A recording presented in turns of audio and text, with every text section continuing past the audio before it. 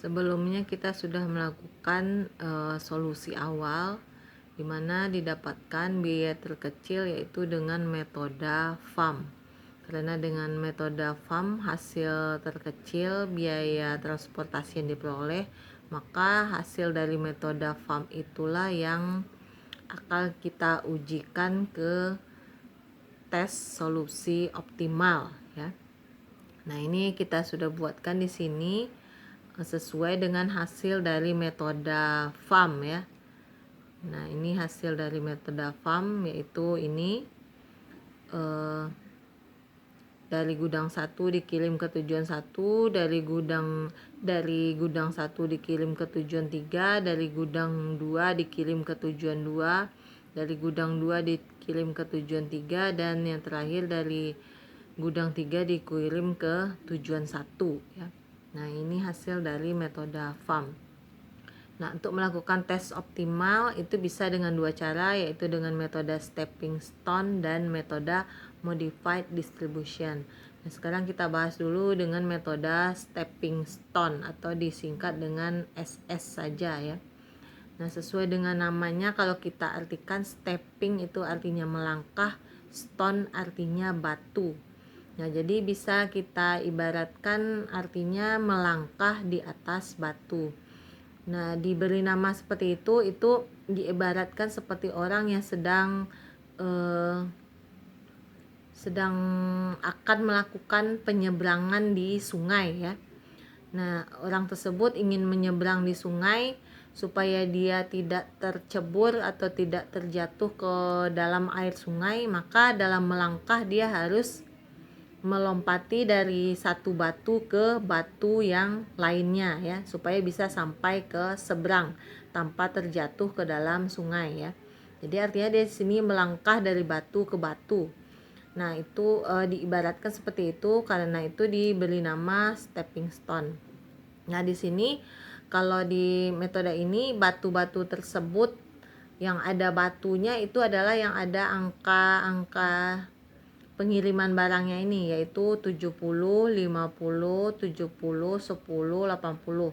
Nah, berarti itu adalah tempat-tempat yang ada batunya kalau kita ibaratkan ya.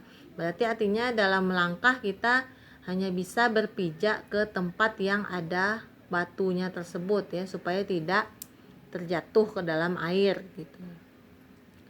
Nah, sedangkan yang lain ini berarti kosong ya, tidak ada batu. Berarti kita di sini tidak bisa berpijak nantinya dalam melangkah. Nah, jadi diibaratkan seperti itu ya. Nah, dengan metode stepping stone ini kita menghitung perubahan biaya terkecil ya, perubahan biaya terkecil yang terjadi pada kotak kosong. Nah, di sini yang disebut dengan kotak kosong adalah kotak yang tidak ada angkanya. Ini kan kosong, kosong, kosong, kosong, kosong ya. Nah, sedangkan yang ini ada angkanya, yaitu 70, 50, 70, 10, 80. Nah, berarti itu kotak terisi atau bukan kotak kosong ya. Jadi kalau kotak terisi itu disebut dengan basic cell, kotak kosong disebut dengan non-basic cell. Nah, kita dalam metode SS ini akan menghitung perubahan biaya terkecil yang terjadi pada setiap kotak kosong. Nah, di sini kita bisa lihat ada berapa kotak kosong ini? 1, 2, 3, 4 ya. Nah, ada 4 kotak kosong, berarti nanti ada 4 perubahan biaya terkecil yang akan kita hitung pada masing-masing kotak kosong tersebut. Nah, untuk menghitung perubahan biayanya itu kita membuat sebuah jalur tertutup. Jalur tertutup itu dengan membentuk garis boleh garis lurus atau garis tegak juga boleh ya. Jadi artinya nanti dalam kita melangkah dari satu batu ke batu lainnya, nah itu membentuk garis lurus atau garis tegak.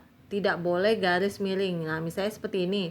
Ini kan ada angka di sini ya. Berarti kita ibaratkan batu, ini juga ada angka, ini batu. Tapi dari sini ke sini kita tidak bisa melangkah ya. karena ini akan membentuk garis miring nantinya. Nah, itu seperti itu tidak bisa. Jadi yang diperbolehkan hanya melangkah dengan bentuk garis datar atau garis tegak. Nah, kita akan membuat sebuah jalur tertutup untuk masing-masing kotak kosong tersebut ya. Nah, yang pertama ini kotak kosong yang ini ya. Nah, itu kita kasih nama C12 ya. Kenapa diberi nama C12? Karena kotak ini berada di baris 1 kolom ke-2 ya. Nah, berarti ini ya. Nah, kita buatkan jalur tertutupnya. Dalam membuat jalur tertutup tersebut kita melangkah boleh searah jarum jam, boleh juga berlawanan arah jarum jam, boleh ya. Jadi terserah saja, boleh searah jarum jam, boleh berlawanan arah jarum jam. Nanti hasilnya akan sama ya. Nah, dalam melangkah itu kita mulai dari kotak kosong tersebut ya. Kotak kosong tersebut, dan nanti kembali lagi kita di kotak kosong awal yang kita buatkan jalur ini. Nah, karena itu dia akan membentuk sebuah jalur tertutup nantinya, karena langkah kita akan kembali lagi ke sini nantinya ya. Nah, jadi kita buatkan di sini awalnya dari kotak ini ya. Kita lambangkan dengan X12. Dari sini kita bisa melangkah ke, kalau di sini coba kita buatkan yang searah jarum jam saja ya. Nah, ingat ini kita ibaratkan seperti melangkah di sungai tadi ya, berarti kita hanya bisa berhenti di tempat yang ada batunya supaya tidak jatuh ya ke dalam sungai. Nah, berarti dari sini kita kalau searah jarum jam berarti melangkah ke sini ya. Nah, berarti dari X12 kita melangkah ke X13. Nah, kita buatkan X13. Dari X13 kita melangkah kemana lagi? Ke sini ya. Tidak bisa ke sini karena ini kosong, nggak ada batunya. Nah, berarti dari X12 kita melangkah ke sini. Searah jarum jam, ingat tadi ya. Nah, berarti ini namanya X23 karena dia ada di baris kedua kolom ke-3 ya. Berarti selanjutnya kita melangkah ke X23. Nah, dari sini ingat kita hanya bisa membentuk garis lurus atau garis tegak. Nah, dari sini berarti kita melangkah ke sini ya. Karena tujuan kita kan adalah kembali ke kotak kosong ini ya. Nah, berarti dari sini kita melangkah ke sini. Nah, ini posisinya ada di X22, yaitu karena berada di baris 2 kolom ke-2. X22. Nah, dari sini kita tinggal masuk kembali ke kotak ini. Nah, sehingga akan terbentuk jalur tertutup dari sini, sini, sini, ini. Nah, itu dia jalur tertutupnya. Ya. Nah, tapi saat kita masuk kembali ke sini itu tidak perlu kita buatkan di sini. Jadi cukup sampai kotak ini saja, kemudian kita masuk ke sini. Nah, bagaimana cara menghitung perubahan biayanya? Itu masing-masing posisi ini kita lihat biayanya tersebut ya. Kita masukkan biaya tersebut, kemudian kita tambahkan dan kita kurangkan secara bergantian. Jadi dimulai dengan yang positif dulu baru negatif. Nah, kita buat di sini ya. Ini posisi kita X12. X12 ini tadi kan. Nah, ini biayanya 5. Nah, berarti kita tulis 5 di sini. 5. 5 ini berarti positif. Setelah positif itu kita buatkan negatif. Nah, dari X12 kita melangkah ke X13. X13 ini tadi ya. Biayanya 6. Berarti 5 kurang 6. Nah, karena tadi negatif kita kembali lagi ke positif. dia bergantian pokoknya ya, positif negatif positif negatif positif negatif, begitu seterusnya.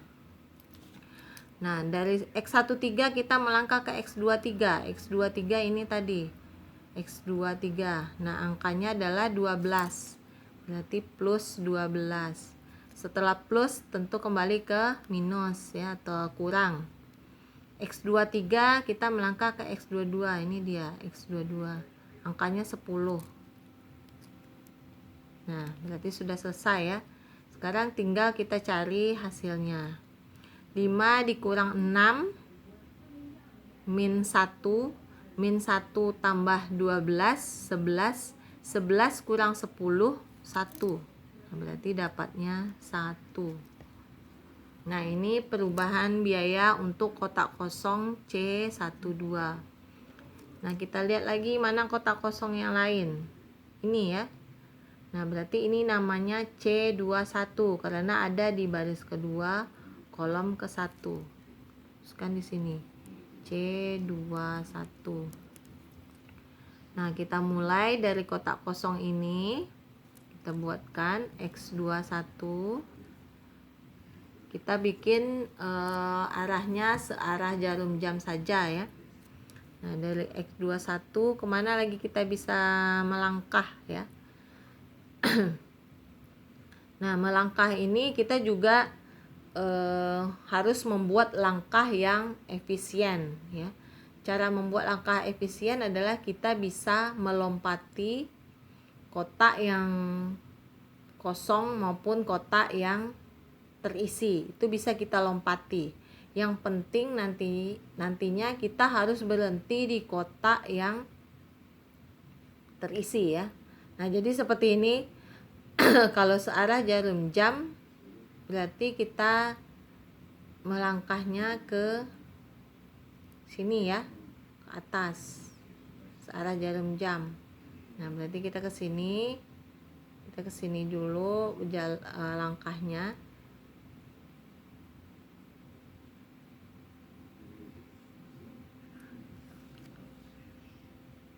Nah ini adalah X11 ya. Nah setelah X11 itu kita bisa ke X13 ya, otomatis harus ke sini karena ini kan kosong ya, nggak bisa. Kita harus berhenti di kotak yang ada isinya atau yang ada batunya. Nah berarti dari sini kita langsung lompat ke sini ya, ke X13. Nah ingat tujuan kita adalah mau ke sini kembali ya. Berarti dari sini kita berjalan ke sini lagi ya. X23. Nah, dari sini ingat tadi kita harus membuat langkah yang efisien dan boleh melompati kotak yang terisi maupun kosong. Karena tujuan kita adalah ke sini, berarti dari sini kita langsung saja masuk ke sini. Tidak perlu berhenti dulu di sini ya. Nah berarti artinya dari X23 ini kita langsung masuk ke X21 kembali. Nah berarti artinya ini sudah langkah yang terakhir ya. Berarti ini sudah langkah yang terakhir.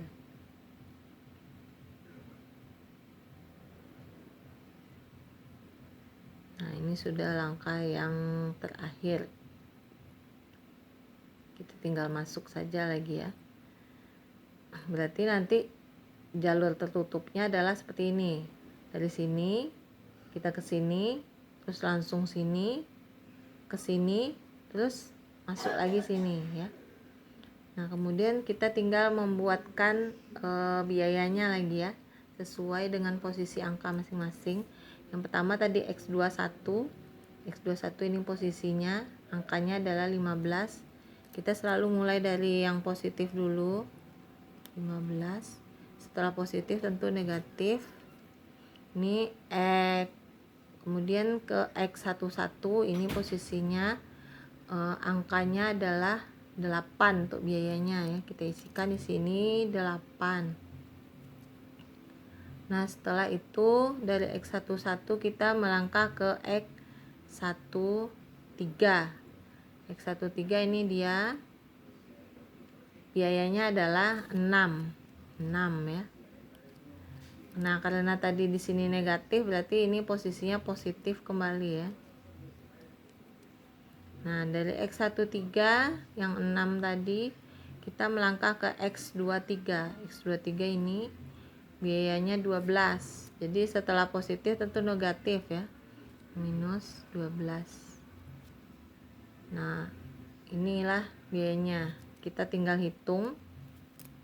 15 kurang 8, 7 tambah 6, 13 kurang 12, 1. Nah, ini perubahan biaya untuk kotak kosong yang kedua, C21. Selanjutnya kotak kosong selanjutnya ini ya, C32. C32 berarti kita mulai dari ini, X32. Dari X32 kita buatkan searah jarum jam ya. Searah jarum jam berarti dari sini kita ke sini ya, yang ada isinya, kotak yang ada isinya. Tempat kita bisa berhenti searah jam-jam. Berarti dari X32 ke X31. Dari X31 kita lompat ke X11. X11. Dari X11 kita lompat ke X13. X13. Dari X13 kita ke X23. X23. Dari X23 kita ke X22. X22. Dari X22 kita kembali masuk ke X32 ya. Nah, berarti sudah selesai. Kita tinggal salinkan angkanya, salin positif negatif bergantian. Pertama X32, ini dia angkanya 9. Nah, setelah positif tentu negatif lagi. Kita lihat dari X32 ke X31. X31 ini angkanya 3, kita buatkan 3. Setelah negatif berarti positif. Dari X31 ke X11, ini X11 biayanya 8, berarti positif 8. Dari X11 ke X13, ini X13 angkanya 6, minus 6 berarti karena tadi positif ya, kemudian itu negatif lagi ya.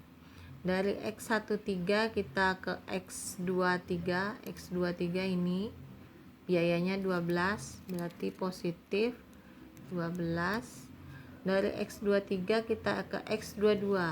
X22 ini biayanya 10, berarti minus 10. Nah, udah selesai, tinggal kita cari hasilnya. 9 dikurang 3, 6. 6 ditambah 8, 14. 14 dikurang 6, 8. 8 tambah 12, 20. 20 kurang 10, 10 ya. Nah, ini hasilnya ya untuk C32. Nah, yang terakhir kotak kosong kita adalah ini C33. C33 berarti kita mulai dari kotak X33. Dari X33 searah jarum jam berarti kita dari sini langsung lompat ke sini ya, karena di sini nggak bisa, ini nggak ada batu atau nggak ada isi, kosong ya. Jadi di sini kita langsung lompat ke sini X31. X31. Dari X31 kita lompat ke sini ya, karena ini kosong. Berarti kita harus cari yang ada batunya atau yang ada isinya. Jadi kita langsung lompat ke X11. X11. Dari X11 kita lompat ke sini ke X13. X13. Nah, ingat tujuan kita adalah ini. Berarti dari X13 ini kita langsung saja masuk lagi ke X33. Nah, berarti ini sudah selesai ya. Jadi nggak perlu berhenti pula di X23 ini ya. karena kita harus membuat langkah yang efisien. Boleh melompati kotak kosong maupun kotak terisi supaya langkahnya efisien. Nah, sekarang kita masukkan biayanya. Untuk X33 ini biayanya 10, positif 10. Untuk kemudian dari X33 ke X31 ini biayanya 3. Setelah positif berarti negatif 3. Dari X31 ke X11 ini X11 biayanya 8, berarti positif 8 ya. Dari X11 ke X13 ini biayanya 6, berarti negatif 6. Nah, ini selesai. Kita tinggal hitung 10 kurang 3, 7 tambah 8, 15 kurang 6, 9 ya. Nah, kita bisa lihat hasilnya. C12 hasilnya 1, positif 1. C21 hasilnya positif 1. C32 hasilnya positif 10. C33 hasilnya positif 9. Nah, semua kotak kosong menghasilkan perubahan biaya yang bernilai positif semuanya, yaitu 1, 10, dan 9. Tidak ada yang negatif. Nah, berarti hasil kita memang sudah optimal. Nah, seperti itu cara mengetes optimal dengan metode stepping stone.